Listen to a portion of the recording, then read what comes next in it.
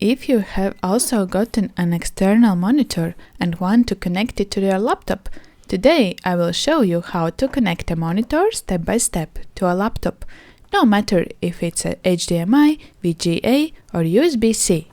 Hopefully, before buying the monitor, you checked what video output your computer has.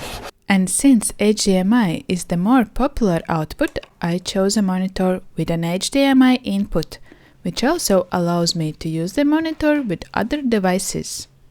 The first task is connect the power and HDMI cables to your new monitor. Then, find the HDMI socket on your laptop and connect the cable from the monitor. At this point, the image will most likely appear on the new monitor if it's turned on. Next, open the display settings on your laptop and under Duplicate these displays, choose Extend these displays. This way, you will get two workplaces for more productive work or entertainment.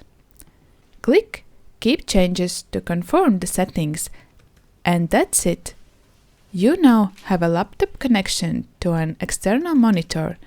In the same way, you can connect USB-C or VGA type monitors. If this was helpful, hit the like button. If you encountered any difficulties or have questions after watching this tutorial, feel free to write them below the video.